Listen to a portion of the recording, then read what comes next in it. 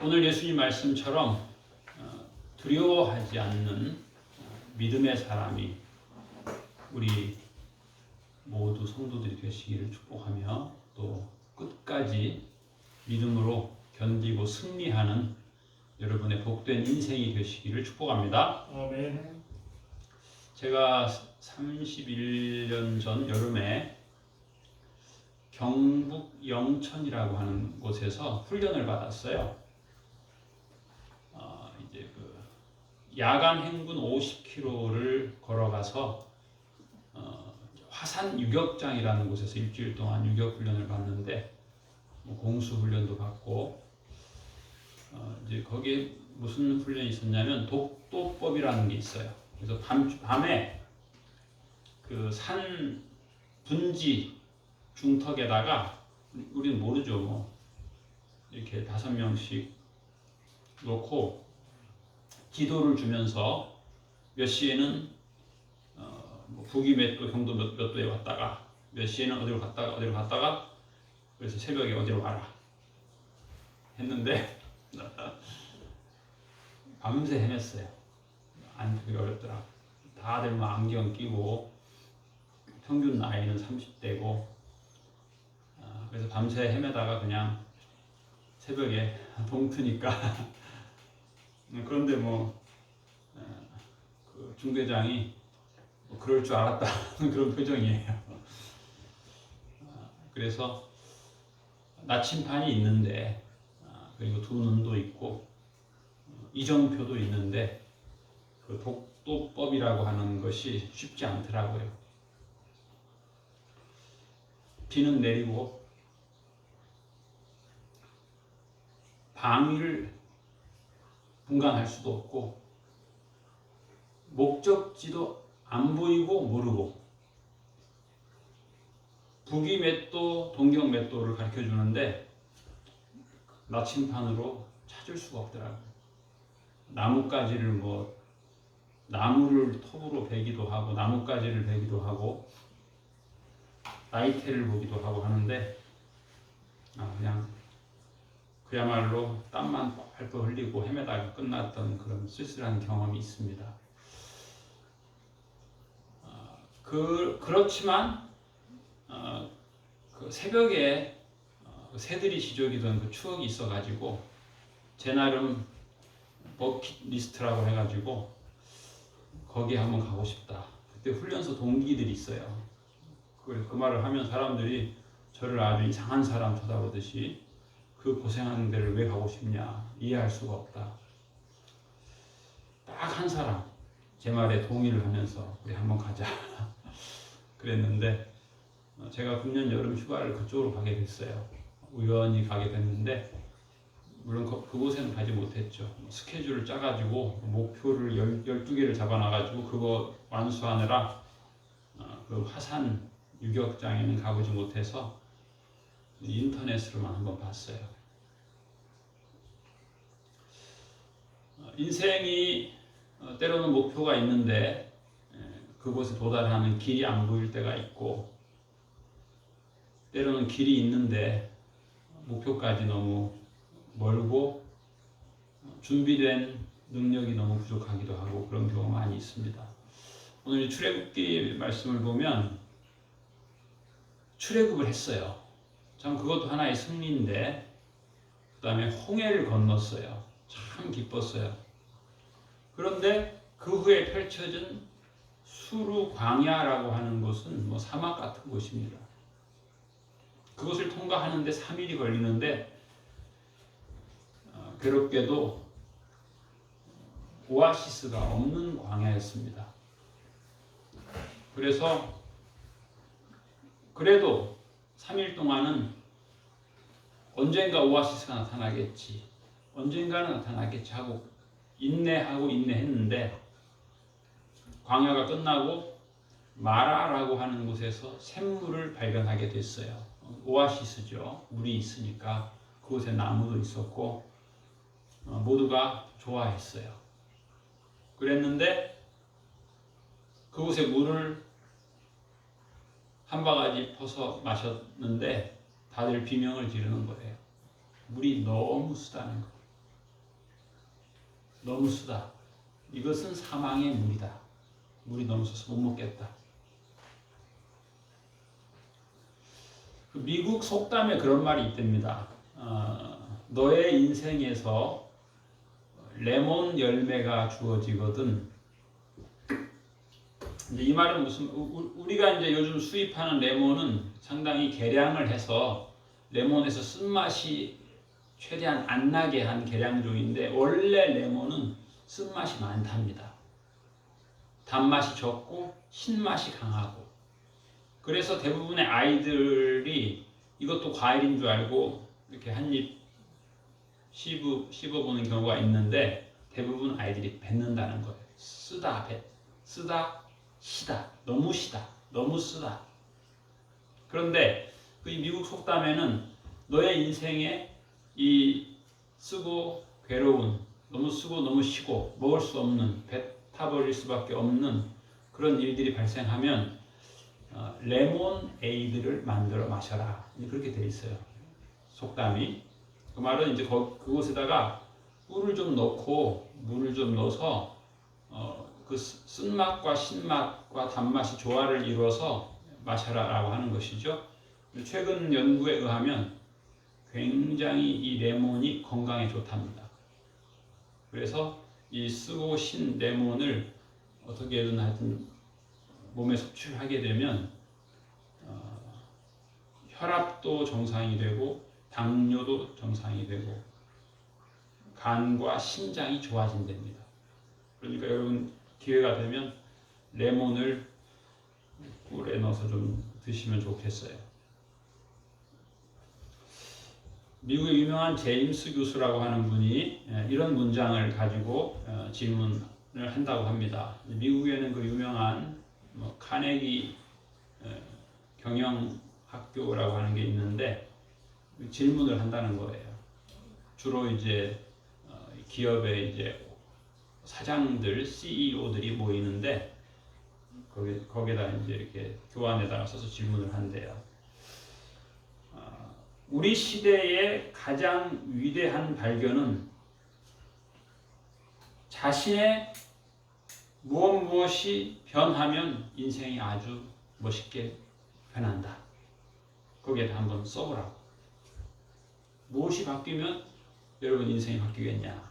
질문하면 또 어떤 사람은 농담으로 배우자가 바뀌면 내 인생이 아주 행복해질 거다. 그런 사람도 있다 그래요. 그런데 정답은 뭐냐면 영어로 자신의 attitude. 이건 이제 우리말로 하면 이제 자세라고도 볼 수 있고 태도라고도 볼 수 있어. 태도, 자세. 그래서 이제 우리가 이제 여러분 나름대로 수영을 하는데 수영을 빨리 하는 사람하고 수영을 빨리 못 가는 사람 차이는 물론 나름 다 수영을 잘 하는데 그 수영하면서 자기가 사용하는 에너지 중에 그게 이제 앞으로 전진하게 하는 곳에 그걸 최대한 사용하도록 코칭을 받은 사람은 손가락 놀림 하나하나가 앞으로 가게 한다는 거죠. 그런데 그 자세, 태도의 교정을 못 받은 사람은 그 에너지를 낭비하기 때문에 빠르게 목표에 직선으로 가지 못한다. 그런 얘기가 있어요. 그 태도에 따라서 미세하지만 몸이 약간씩 좌우로 흔들면서 가기 때문에 그 모든 에너지가 앞으로 가게 하지 못하는 경우가 있다. 그런 얘기가 있어요.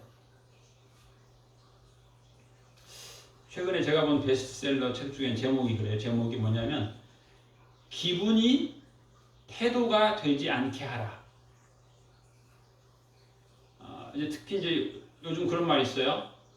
실내에서 KF94 마스크를 끼고 있게 되면 우리 몸에 산소 부족 현상이 발생하게 되고 그러므로 면역 기능이 떨어지게 되고 그러므로 입 주변에 피부 트러블이 생길 수 있고 심지어는 면역 기능이 떨어지면서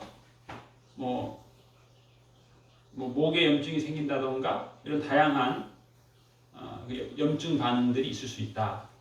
그래서 실내에서 KF94 마스크를 쓰고 있으려면은 실내 공기 중에 산소 농도가 18% 이상이 되도록 산소 공급을 해야 된다. 그런 얘기 있어요. 이게 종합하면 뭐냐면 우리가 요즘같이 더운 날 뭐 에어컨 킨다고 창문을 닫고 이렇게 되면 산소 농도가 현저하게 떨어진다는 것이죠. 반대로 일산화탄소 농도는 높아지게 되고 그렇게 되면은 단순히 피부 트러블만 있는 게 아니라 이 기분까지 나빠질 수 있어요. 기분까지. 그리고 스트레스에 약하게 되고 더 나아가서 기분이 좋지 않은 게 태도가 된다. 태도가. 알러지 반응을 일으키고 부정적인 생각에 휩싸이게 되고 결국 삶의 태도와 자세까지 지금 위협을 받는 어려운 시대를 우리들이 살고 있습니다. 복음성가에 보면은 그런 가사가 있어요. 너의 쓴 잔을 내가 마시었다. 이건 예수님의 대사죠. 뮤지컬 예수 그리스도 슈퍼스타에 보면은 이제 물론 그 예수님의 대사 중에 일부는 이제 성경의 대사가 있고 또 그 성경의 대사를 인위적으로 인간적으로 이렇게 좀 왜곡시킨 면도 좀 있긴 있어요. 예수님이 십자가에 못 박히시기 전에 그런 대사를 합니다. I will drink your cup. 내가 성경에 보면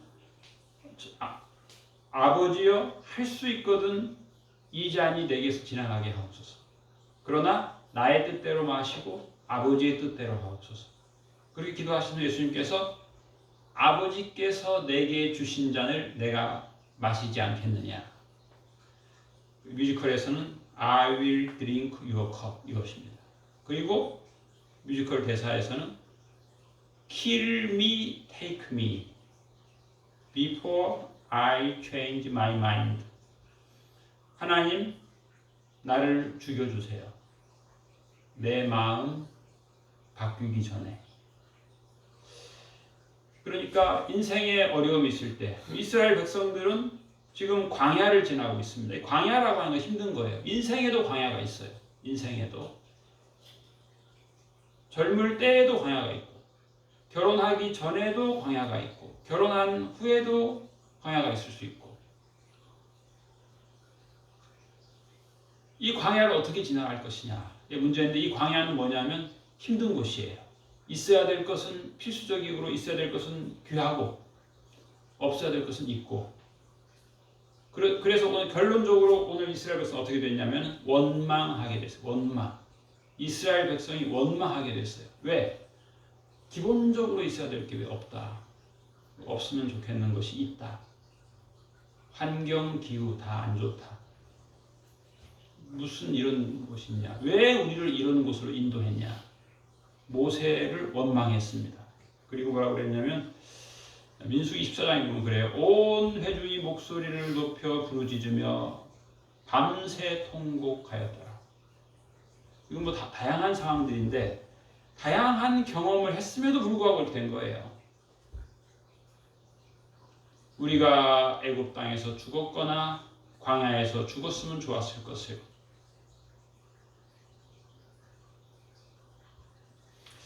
12명의 정탐꾼 중에 10명은 그런 거예요. 출애굽도 마찬가지예요. 출애굽의 이스라엘 백성들이 광야를 3일을 지나고 나니까 다 원망했어요. 게다가 물이 있지만 물이 쓰다. 원망했어요. 민수기에서는 2명은 달랐어요. 여호수아와 갈렙은 우리가 두루 다니며 정탐한 땅은 심히 아름다운 땅이다. 10명의 사람들은 그곳은 우리를 삼키는 땅이다. 그곳은 포도 한 송이를 2사람이 메고 가는데 거기 사는 사람들의 키가 거의입니다. 키가 조금 큰 거죠. 뭐 거의 어디 있겠어요. 근데 마음이 쪼그라들으니까 상대해야 될 것이 커 보이는 거죠. 그러나 믿음의 사람은 우리가 두루다니며 정탐한 땅은 심히 아름다운 땅이다. 여호와께서 우리를 기뻐하시면 우리를 그 땅으로 인도하여 들이시고 그 땅을 우리에게 주시리라. 다만 여호와를 거역하지 말라. 그 땅 백성을 두려워하지 말라. 그들은 우리의 밥이다. 그들의 보호자는 그들에게서 떠났고 여호와는 우리와 함께 하시느니라. 그들을 두려워하지 말라. 그럼에도 불구하고 많은 사람들이 이 두 명의 믿음의 말을 거부했어요. 그리고 10명의 불신앙적인 사람의 말을 추종했어요. 그리고 부정적인 감정에 휩싸여서 부정적인 말을 하고 절망하고 통곡했어요. 요한복음 5장에 보면 예수님께서 베데스다 못에 가서 날 때부터 안진병이 된 사람에게 그런 말을 했어요. 이르시되 내가 낫고자 하느냐? 병자가 대답하되 주여 물이 움직일 때 나를 못에 넣어주는 사람이 없어 내가 가는 동안에 다른 사람이 먼저 가나이다. 좀 단순할 필요가 있거든요. 치유받고 싶냐? 네. 그러면 되는데 그 말이 안 되는 거예요. 왜? 오랫동안 경험한 상처 때문에. 그게 어려운 거예요. 예수님의 말씀에 순수하게 예스를 못하는 거예요. 그리고 계속 안 된다, 안 된다는 얘기만 할 수밖에 없는 마음의 상처. 오늘 출애굽기의 말씀은 한마디로 요약하면 목마름입니다. 목마름. 물이 없다. 먹을 물이 없다. 그리고 마셔보니까 쓰다. 어떻게 보면 인생도 마찬가지예요. 현대에는 물이 많은 세상이잖아요. 그렇죠? 도처에 물이 있잖아요. 그런데 문제는 인생의 목마름은 각자죠. 그리고 그 각자의 욕구, 그 목마름은 해결이 쉽지 않습니다. 게다가 우리나라처럼 먹을 게 많은 나라가 없지요. 전 세계 인구의 51%는 하루 식생활하고 의식주 모든 생활하는 비용이 1인당 2불입니다. 2,400원 가지고 세 끼를 먹고 전기세, 수도세 다 해결하는 거예요. 전 세계 인구의 51%가. 근데 우리나라 사람은 하루에 그 5배인 10,000원을 줘도 그 10배인 20,000원을 줘도 모자란다고 해요. 모자라죠. 당연히 모자라죠. 심지어 100배를 줘도 모자란다고 할 사람도 있을 거예요. 목마름이죠. 해결하기 어려워요. 인생의 배고픔, 인생의 욕구 쉽게 채울 수가 없습니다. 그래서 이스라엘 백성이 홍해를 건너는 기쁨이 분명히 있었는데, 찬양이 분명히 있었는데 마라에 이르러서는 그 모든 기쁨과 찬양은 싹 사라지고 말았어요.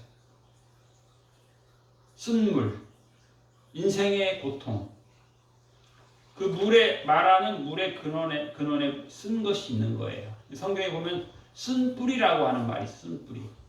이게 평생 살면서 받은 상처가 그 사람에게 쓴 뿌리가 된 거예요. 그래서 그게 그 사람의 생각과 언어의 동력이 돼버리는 거예요. 쓴 뿌리가. 그래서 백성들이 원망한 거예요. 모세를 원망했어요. 왜 이쪽으로 인도했냐? 잘 인도해야지. 광야 없는 곳으로. 물도 쓴 물이 아니고 단물이 있는 곳으로 인도해야지. 원망했어요. 그때 25절에 보면 모세가 여호와께 부르짖어 기도했습니다. 그랬더니 하나님께서 한 나무를 가리키셨어요. 모세가 그 나무를 물에다가 던졌더니 그 물이 달게 되었더라. 이렇게 되어 있습니다. 우리 인생에 쓴맛이 많은데 이 쓴맛이 많은 인생을 어떻게 단물로 변화시키느냐. 첫째는 기도의 단계죠. 기도의 단계. 그리고 두 번째는 하나님의 응답의 단계이고, 그 다음에 그 응답에는 하나님의 지시하심이 있었죠. 하나님께서 한 나무를 가리키셨어요. 상징적으로는 예수님의 십자가죠. 우리 인생에 쓴 것들은 어떤 것으로도 달게 되지 않습니다. 공부를 많이 한다고, 운동을 많이 한다고, 근육을 단련시킨다고 되지 않습니다. 오직 예수님의 십자가를 만날 때 인생의 쓴물은 단물로 변화됩니다. 오늘 성경 말씀에 보면 그런 말씀이 있어요. 25절에 물이 달게 되었더라. 거기서 여호와께서 그들을 위하여 법도와 율례를 정하시고 그들을 시험하실세. 이 과정이라고 하는 것은 훈련이죠. 훈련. 3일간의 광야길도 훈련이었어요. 마라의 쓴물도 훈련 과정이었어요. 하나님께서 그들을 위하여 법도와 율례를 정하시고 그들을 시험하셨다 그랬어요. 그렇게 보면 어떤 면에서는 하나님의 말씀이 시험이에요. 성경 말씀 한 절 한 절이 우리에게 시험이 될 수 있어요. 시험은 단련이에요. 단련이 될 수 있어요. 시험에 넘어질 수도 있어요. 유혹에 넘어질 수도 있어요. 단련의 기회를 삼을 수도 있어요. 26절에 보면 이르시되 너희가 너희 하나님 나 여호와의 말을 순종하고, 어떤 성경에 보면 나 여호와의 말을 듣고 순종하고 그렇게 되어 있어요. 하나님의 말을 듣는 게 중요해요. 듣는 단계가 필요해요. 그 다음에는 듣지만 불순종의 영이 불순종하라고 그래요. 너 왜 하나님께 순종하냐? 불순종해라. 너 불순종하면 내가 너에게 좋은 길을 열어주겠다. 이 사탄의 속임이 있어요. 순종하고 내가 보기에 의를 행하며 하나님이 나를 보고 계심을 우리가 중요시해야 돼요. 그러면 신임재의식이라고도 하고 코람데오라고도 하는데 하나님께 나를 보고 계시는 거예요. 하나님이 보시기에 좋은 삶을 내가 사는 것을 의미하죠. 또 내 계명에 귀를 기울이며 그랬어요. 내 계명에, 하나님의 계명에. 우리가 이제 자유라고 하는 것은 계명이 없는 걸 자유라고 생각할 수도 있어요. 그렇죠? 계명이 전혀 없으면 자유로울 것이다. 운전을 할 때 신호등이 전혀 없으면 좋겠다 라고 생각하는 사람도 있어요. 그런데 우리가 흔히 하는 말로 날고 싶다 혹은 비행하고 싶다. 저는 그런 생각은 가져요. 제가 며칠 전에도 저 인천에 장례식에 가면서 그 안산 호수가 앞에 보이고 슉 내려가서 가게 되는데 호수가 쫙 있는 거예요. 그럴 때마다 생각하는 것은 이게 이 차가 나를 수 있으면 저 호수를 한번 슉 나면 좋겠다. 그런 생각 한 적이 있어요. 나름은 좋죠. 그런데 이게 비행 구역이 있어요. 조종사가 자기 마음대로 날아다니는 게 아니에요. 아침에 편대장이 나누어준 내비게이션 따라서 비행을 하는 거예요. 이게 계명이에요. 우리가 자유로운 비행을 안전하게 해야 되는데 때로는 지름길로 가다가 돌풍을 만나가지고, 제가 군대에 있을 때는 우리 공군 참모총장 포스타가 헬기 타고 지름길로 가다가 돌풍에서 사망했어요. 전원 사망해서 한 적이 있어요. 그러니까 자유로운 것 같지만 자유롭지 않아요. 그 안전한 비행로를 따라가야지 지름길이라고 무조건 좋은 게 아니에요. 제가 생각하는 비행기는 무조건 지름길로만 가는 거다 이런 인식이 있는데 사실은 그렇지 않다는 것이죠. 내 계명에 귀를 기울이며 내 모든 규례를 지키면 내가 애굽 사람에게 내린 모든 질병 중 하나도 너희에게 내리지 아니하리니 나는 치료하는 여호와임이라. 하나님은 치료하는 분이에요.